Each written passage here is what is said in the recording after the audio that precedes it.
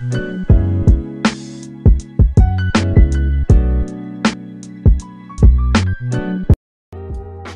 কলেজের নামের সাথে জড়িয়ে আছে বরিশালের শত বছরের ইতিহাস ও ঐতিহ্য। এই ইউনিভার্স, আমি তৌফিক ইমাম সাবিত। আজকে আমি এসেছি বরিশাল ব্রজমোহন কলেজে।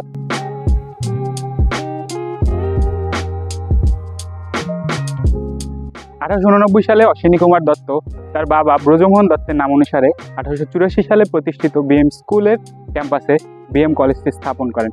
পরবর্তীতে এই কলেজটি 1965 সালে জাতীয়করণ করা হয় বা সরকারিকরণ করা হয়।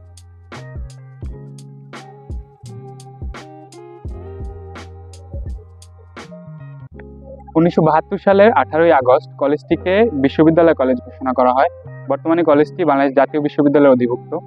কলেজটির বর্তমান আয়তন হচ্ছে 60 একর এবং এই কলেজটিতে ছাত্রদের জন্য 3টি এবং ছাত্রীদের জন্য 1টি হল রয়েছে। এই হচ্ছে বিএম কলেজের বোটানিক্যাল গার্ডেন। এই বোটানিক্যাল গার্ডেনটা পরিচর্যার অভাবে এলোমেলোভাবে পড়ে আছে, কিন্তু এই বোটানিক্যাল গার্ডেনে কিন্তু বিরল প্রজাতির নাগলিঙ্গম গাছ রয়েছে, যেটা নিয়ে আমি একটা ভিডিও করছিলাম।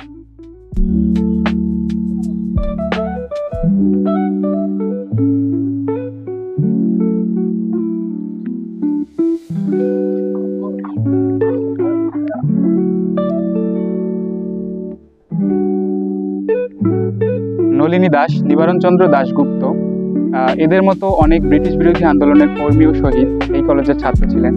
সাথে সাথে আমাদের মুক্তিযুদ্ধের, এই যে এখানে লিস্ট দেওয়া আছে, আমাদের মুক্তিযুদ্ধের বীরশ্রেষ্ঠ ক্যাপ্টেন মহিউদ্দিন জাহাঙ্গীরও কিন্তু ব্রজমোহন কলেজের ছাত্র ছিলেন।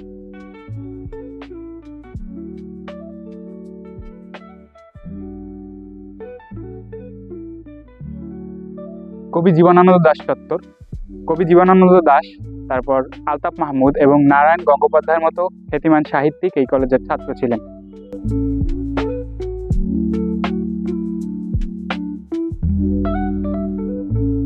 আমার সাথে বিএম কলেজের একজন প্রাক্তন স্টুডেন্ট আমান আছে। তো আমান, তুমি বিএম কলেজ সম্পর্কে কিছু বলো। বিএম কলেজ বরিশালে একটি স্বনামধন্য শিক্ষা প্রতিষ্ঠান। এই প্রতিষ্ঠানে প্রায় 27,000 শিক্ষার্থী পড়াশোনা করতেছে। তো এইটার যে ইতিহাস, 100 বছরের ইতিহাস, এই জন্য এটাকে প্লাসের অক্সফোর্ড নামে খ্যাত আছে। আমি বিএম কলেজের একজন প্রাক্তন ছাত্র হিসেবে নিজেকে সবসময় গর্ববোধ করি। আমি এই কলেজ থেকে 22 সালে ইন্টারমিডিয়েট পরীক্ষা দিয়েছি এবং এটা আমার একটা গর্বের জায়গা, আবেগের জায়গা।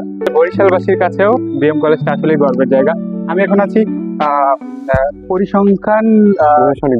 প্রশাসনিক ভবনের সামনে। এখানে আছে লেখা আছে পরিসংখ্যানে মাস্টার্স চাই। একটা তথ্য দিয়ে রাখি, পরিসংখ্যান বিভাগ হচ্ছে বিএম কলেজের সর্বশেষ সংযোজন। 2014 সালে মনে হয়, আমি যদি ভুল না করি, 2014 সালে এই বিভাগটি সংযোজিত হয়।